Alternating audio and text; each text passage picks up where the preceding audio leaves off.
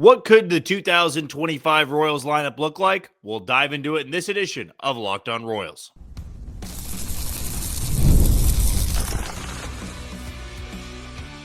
You are Locked On Royals, your daily Kansas City Royals podcast. Part of the Locked On Podcast Network, your team every day. Thank you for tuning in to another edition of Locked On Royals on the Locked On Podcast Network. As always, I'm your host, Jack Johnson, and you can find me on Twitter or X at JohnnyJ_15.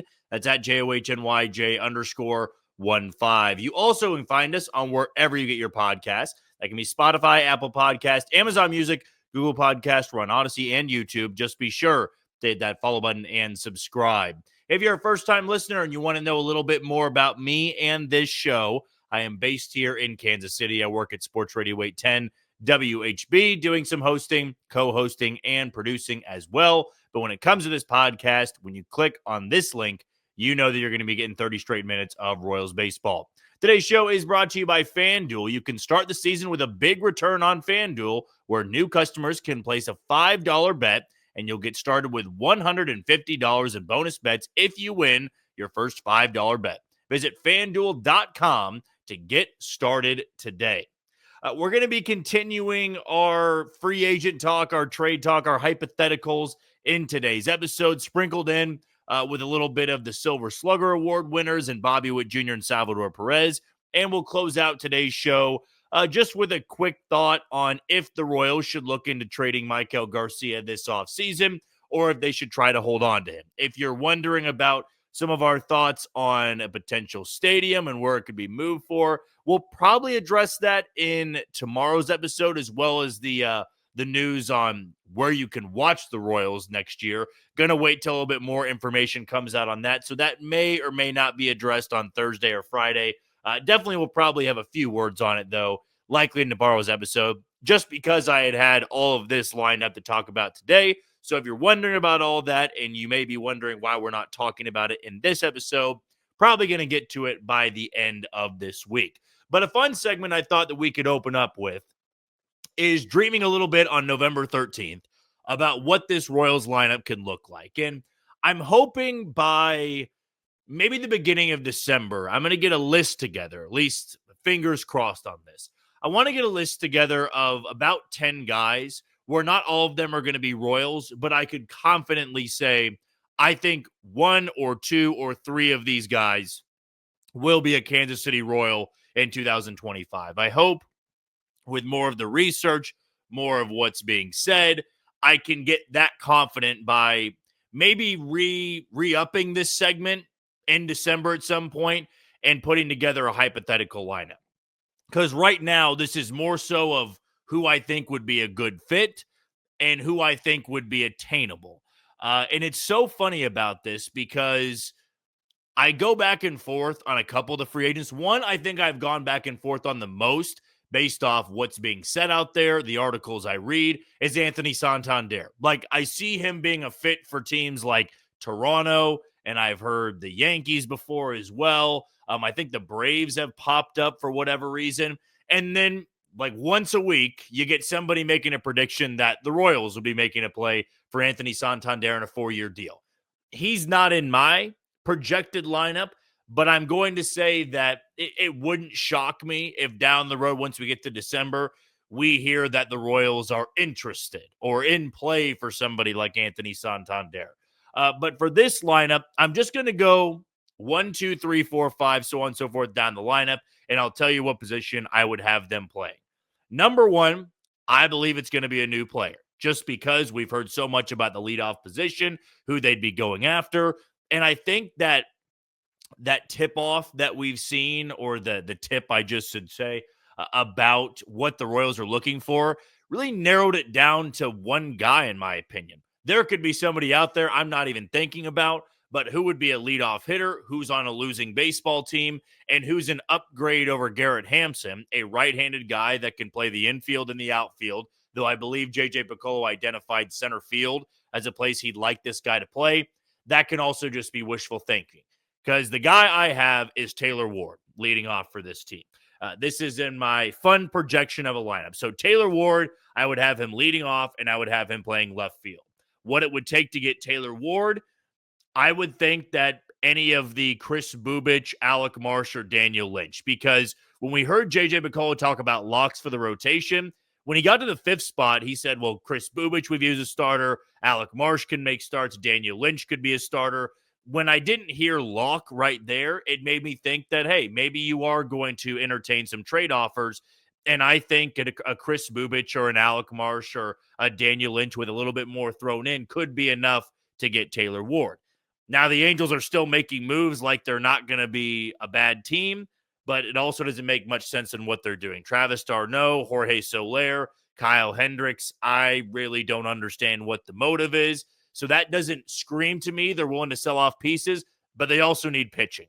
And they could get some help by, acquiring somebody like an Alec Marsh or trying Chris Bubich in their rotation. So Taylor Ward, I would have leading off playing left field. This is where it gets easy. Bobby Witt Jr. in the 2-hole. He'll be the shortstop. Batting third, I'm going to have Vinny Pasquantino. He'll be a first baseman. In the 4-hole, I got Salvador Perez. He'll be doing the catching. Now I get to the 5-hole. And this, to me, would be a DH. And right now, it's going to be a little bit of an unpopular opinion. But I'm going to say Jock Peterson for this one. I think with the Royals wanting to go after guys that are high OBP guys, Jock Peterson kind of fits that mold, and he's got a walk rate north of 12%, and that would by far and away lead the Royals in 2025. He's also got tremendous pop. I know that he's more of a platoon hitter. Still, he played 130-plus games for the Diamondbacks. He could face lefties, maybe if the Royals gave him a 2-year deal worth $14-ish million a year, which I'll put a ballpark right there on that. He would maybe have the chance to play against lefties again because he's not been a platoon hitter his entire career. Just more so last year, he really succeeded facing righties, not so much against lefties.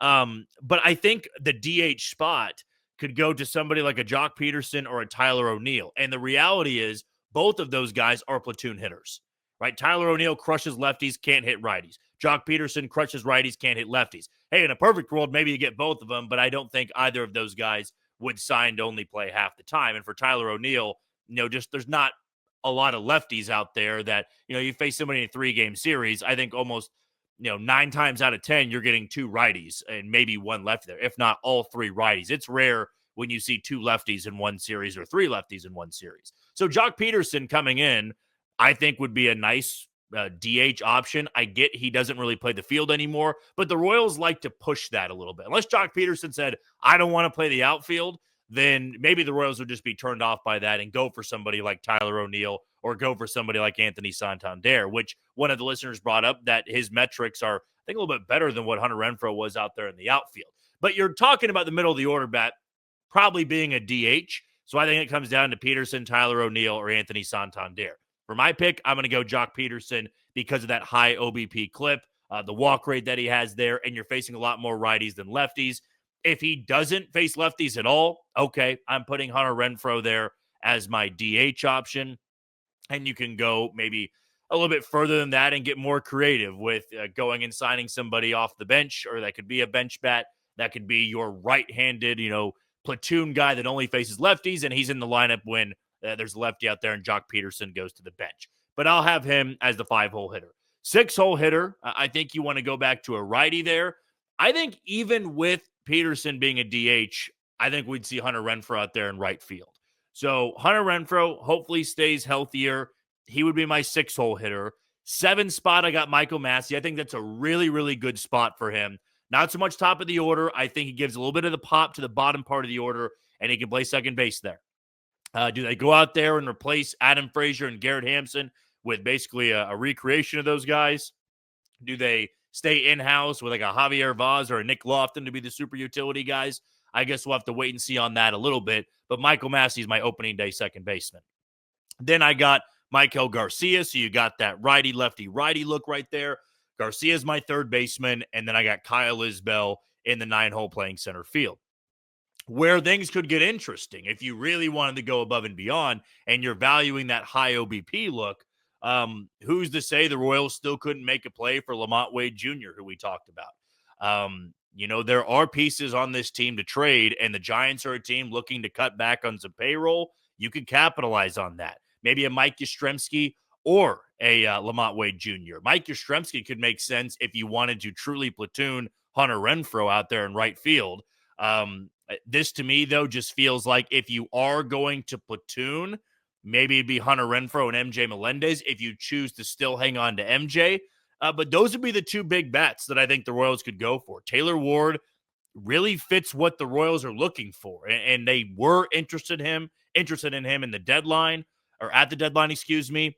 That to me feels like something you could revisit again, as long as the Angels would be willing to not take an arm, a leg, and a kidney for him. I think it makes a lot of sense for Kansas City, but they wouldn't be the only team hunting for a guy like Taylor Ward. And then for the DH spot, again, you may disagree with me, and I totally feel fine with that. I would love to hear your guys' thoughts in the comments on if Jock Peterson would be your pick. I know from Twitter, a lot of people said, no thanks, don't want that. $14 million a year for a guy that only DHs and is a platoon bat. I'm just a little bit higher on Jock Peterson than even guys like Tyler O'Neill. Now, I was high on Tyler O'Neill. The benefit that Tyler O'Neill, though, gives over Jock Peterson, he plays the outfield. He could play left field, or you could play right field, and Taylor Ward's out there and left. But I think you solve two big issues with your team, or with your lineup, of course. Taylor Ward's a good leadoff hitter with good pop. Jock Peterson's got tremendous pop, a great walk rate. I think that would really solve a lot of issues in the lineup. But right now, I think that would be my prediction. I guess, fun lineup to create as of right now. Again, it's November 13th. This is not going to be the same lineup, I don't believe at all, come December when I make a prediction. Because the more we hear closer to winter meetings, we might be able to cancel out the idea of Jock Peterson or cancel out the idea of Taylor Ward. But as things stand right now, from what's being said about predictions, hey, it wouldn't shock me if Taylor Ward is the guy the Royals go after, and it wouldn't shock me if one of Anthony Santander, Tyler O'Neill, or Jock Peterson is the DH that the Royals go after.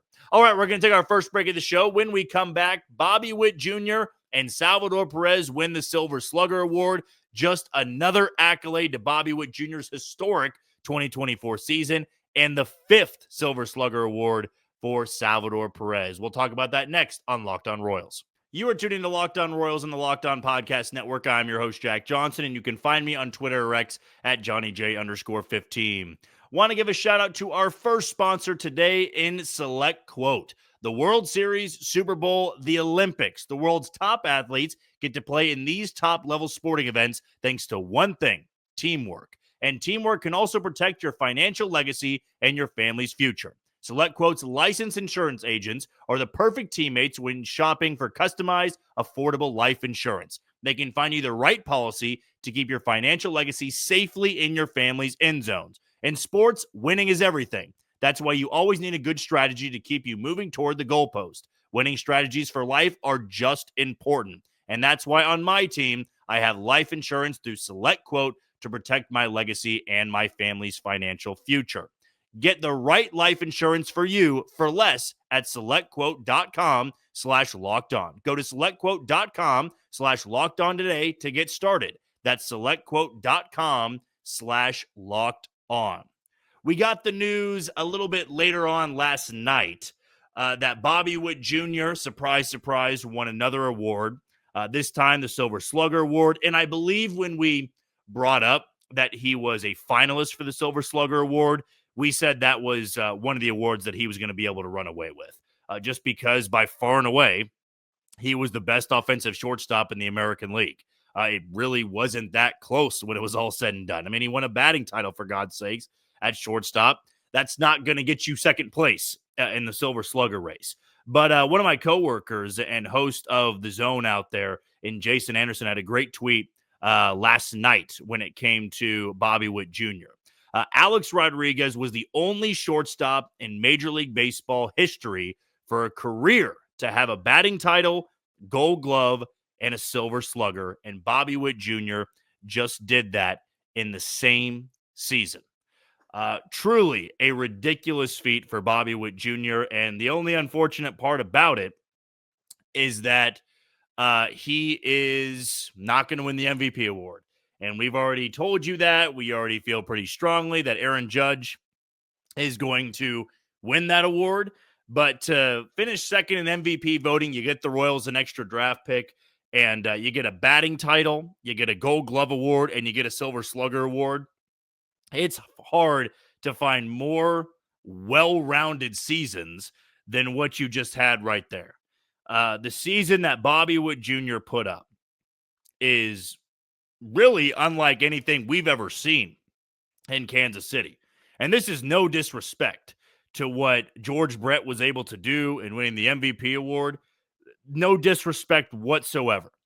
But Bobby Witt Jr. in that 2024 season just went nuclear. I mean, it's a feat that I don't even know how you replicate other than maybe going one step up and winning the MVP award.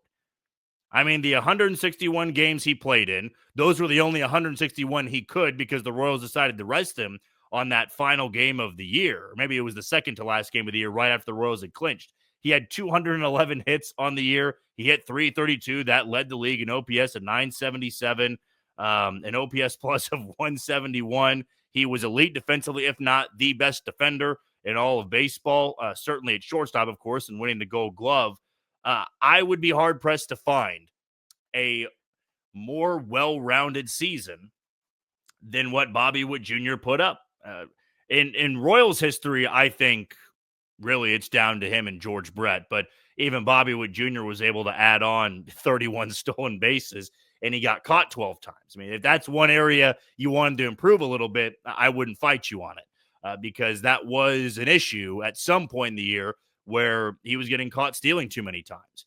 But, I mean, as a shortstop, to put up numbers like that, it's hard to find a better year than that. I think Alex Rodriguez would be the only other shortstop to come close to numbers like that. And I know he had a 10-WAR season, I believe it was, and we sometimes forget just how good young Alex Rodriguez was. But I'm not sure that he won a Gold Glove, a Silver Slugger, and a batting title all in 1 year. I mean, that 2000 year in Seattle, a 10.4 B-WAR season. He hit 316 with a 420 OBP. He OPS'd over 1,000 for 3 straight years in 2000, 2001, and 2002. I know there's going to be some criticism of, well, there were some years on the steroids, but still, I mean, that 10.4 season, of course, is a little bit better than Bobby Witt Jr.'s on Baseball Reference. Things are a little bit different on FanGraphs. Then he had a 9.4 WAR season in his second year in New York and a 9.4 season in 2007 with the Yankees. But Bobby Witt Jr. is right up there alongside A-Rod for greatest single seasons by a shortstop. But the 1 year he did win the batting title, which was 1996 as a 20-year-old, another 9.4 WAR season, and a 358 average that year. And he clubbed 36 home runs, drove in 123. Look, some of those numbers were absolutely ridiculous. But for Bobby Witt Jr., I mean, for Royals history, find me a more well-rounded year. George Brett certainly gets the recognition there for winning the MVP. Willie Wilson had some incredible years as well. I'm trying not to be a prisoner of the moment or too biased towards Bobby Witt Jr., but what he was able to do this year really goes unmatched. And I'm glad that even though he's not winning the MVP award, he is racking up a lot of other awards. He went to the All-Star game this year. He was in the Home Run Derby. He's earned the Silver Slugger award. He earned the Gold Glove award, and he got a batting title. That's about as decorated as you could possibly be in only your third year in the big leagues. Just a crazy stuff from Bobby Witt Jr. And then Salvador Perez, the old captain on the team, gets his 5th Silver Slugger award. And you talk about adding that to his resume. 9-time All-Star, World Series champ, 5-time Gold Glover, 5-time Silver Slugger recipient. And we also remember that he led the league in home runs and RBIs, or at least tied in RBIs, I think, with Vladdy Jr. in that 2021 season. And then you go to what he was able to do in 2024. He turned back the clock a little bit. It was his highest average since that 2021 season. It was his best on-base year since his rookie year in 2011, which he only played in 39 games. So his first true rookie season was 2012. But that year in 2011, he had a 361 OBP, which is just odd to think about when talking about Salvador Perez with his career on-base numbers. But a 330 on base, a 786 OPS, a 119 OPS plus, which again was such a great total for him. He was an all-star at the age of 34, and he is now one all-star game away from tying Yadier Molina. but just keep racking up those Silver Slugger awards. I would have thought that Cal Raleigh was going to beat him out for it, but Salvador Perez also led in numerous categories. He tweeted out there that it was his 5th Silver Slugger award.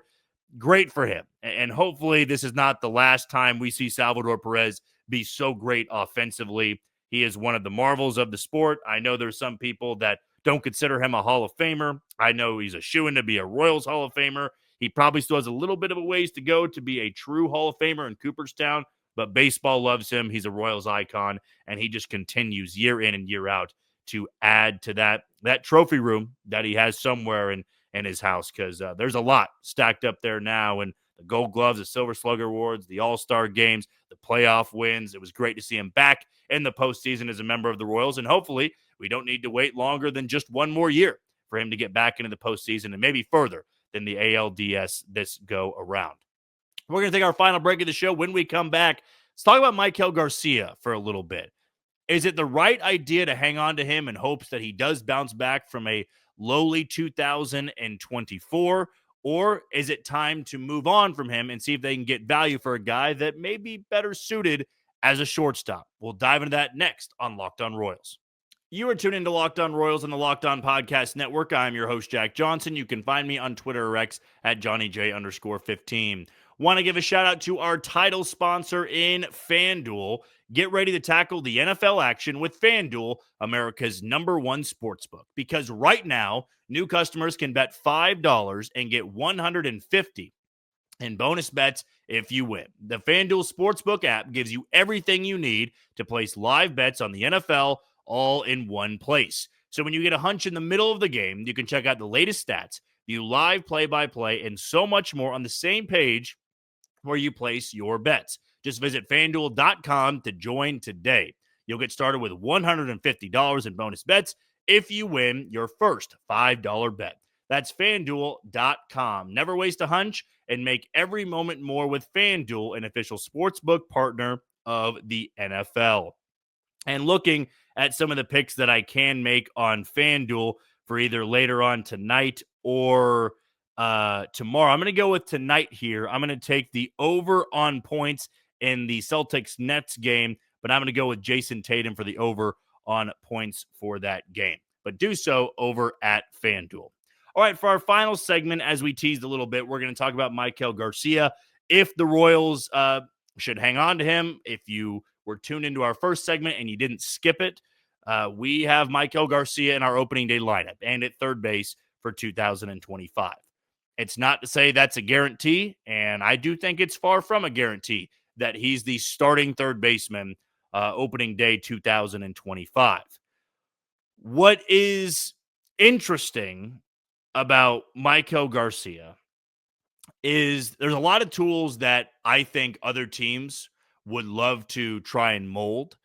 Not that the Royals aren't doing everything they can to turn Maikel Garcia into a good everyday player, but I'm sure there are teams out there looking at Maikel Garcia, seeing a shortstop and saying, man, we can get the glove over there. We can turn him into a more well-rounded hitter. He's got great speed on the base paths. We feel like we can have a guy that can maybe at one point in his career be an all-star. Maybe not a starter, but getting that type of value out of somebody like Maikel Garcia.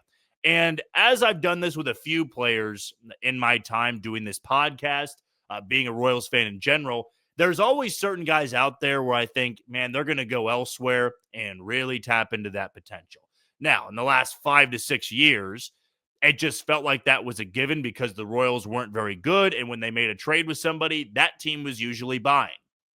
Now that the Royals are a team coming off a playoff berth, coming off an 86-win season, they've got that luxury to, really continue to build with a certain player like Maikel Garcia. And it helped that he was good in the postseason. He had a 4-hit game when he hit leadoff at Yankee Stadium. He seemed to thrive in environments like that. He was great and stole a couple of bags that stole the Royals a run or two.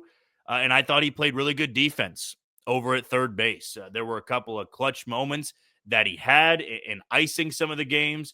I thought he was pretty good in the Baltimore series. He didn't have a great end when they lost the final 2 games in Kansas City. But still, overall, I can't complain too much about what postseason Maikel Garcia showed. And I think if you listen to me long enough, you would know that I am an advocate for Maikel Garcia. I like his game. I like his style. I like the flair that he has, the confidence. And even at times when he was really slumping, it's not that I gave up on him, because I don't believe I gave up on him, but I definitely dwindled down my expectations of, hey, maybe he doesn't need to tap into that power. Maybe he can just be a singles hitter and use his legs in the base path, because he had such a great success rate at stealing bases. And the glove was there. I kind of viewed him in the same way I viewed Kyle Isbell. Just do a little bit offensively. Your defense is going to be great. You've got speed on the bases, and we can have value there no matter where we play you, at second base or at third base. But there definitely has to be teams out there that view Maikel Garcia as a shortstop. And he'll never play shortstop in Kansas City. Not as long as Bobby Witt Jr. is there. And Bobby Witt Jr. is going to outlast Maikel Garcia's time in Kansas City, just because of the long-term contract, because I think the Royals want to make sure that Bobby Witt Jr. never plays for another team. And Maikel Garcia may or may not be here for multiple years. Maybe it's just one more year. Maybe he's played his last game as a Royal, or maybe he stays for 3 or 4 years. Who really knows? But I have confidence Bobby Witt Jr. is this team's shortstop for the next decade.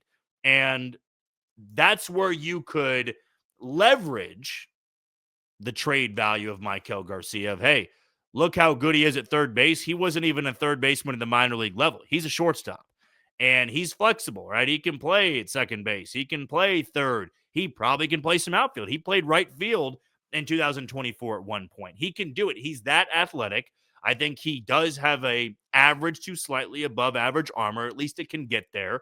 It would be great to see him put on a little bit of weight and tap into that power, because you always look for that bigger pop at third base. I mean, last year, what you saw from Maikel Garcia is good for a second baseman. And the ironic part about it is that Michael Massey's numbers could have played well at third base. It's not to say that you flip him, because I think Maikel Garcia is a much better defensive third baseman than Michael Massey, and I don't want to lose Michael Massey's defense over at second base. But as things stand right now, I think he falls into that category where if you let him go, or not really let him go, if you trade him, I mean, you better be hoping you get a good return, whether it be bolstering your rotation, whether it be bolstering your lineup. And that's why I think it's unlikely. The Royals are not really in a spot to subtract from their lineup. They need to be adding to that lineup. They need to be adding depth. They need to be adding pop to that lineup. And if Maikel Garcia is placed in a well-rounded lineup, as we talked about with Taylor Ward being added, or one of Jock Peterson, Anthony Santander, or Tyler O'Neill, I didn't even talk about Jurickson Profar. Maybe he could be added, and he's the top of the order bat instead of Taylor Ward. Who really knows what the Royals could be thinking right now? But you put him in a lineup that's well-rounded. There's more hitters. There's more threats there. He could be one of those guys that benefits from it. And if you trade him at his young age and his years of control and the good defense and the speed and the hit tool that can really be shaped up or molded into becoming a great hitter, you may be kicking yourself 2 years from now that you decided to trade him for a guy that may or may not have turned out. I just think right now, my gut is telling me he's going to improve with 2 more hitters in this lineup. And maybe he's not an everyday player. Maybe he is. Maybe he's not. The way they treated him in the back half of the season, he wasn't an everyday player. He was facing a lot of lefties. In the postseason, he certainly got more run because Paul DeJong was struggling so much. To me, though, I feel like we have to take into account that was his sophomore season. It's not like Maikel Garcia has been constantly failing for 4 years in Kansas City. He had a good rookie season, a true rookie season, I should say, and then a sophomore slump a little bit. But there were still bright moments in that year where I think the Royals view him as a talented player and a key piece to their future. That end of the season press conference, I did not get the indication that J.J. Picollo is willing to move on from him. Therefore, I do expect him to be in Kansas City for 2025. All right, that's going to do it for another edition of Locked On Royals on the Locked On Podcast Network. I've been your host, Jack Johnson. Thank you for making Locked On Royals your first listen today. For your second, find Locked On MLB as baseball guru Sully brings a daily blend of humor and baseball, keeping you updated on every rumor and story throughout the offseason. Find Locked On MLB on YouTube or wherever you listen to your podcast.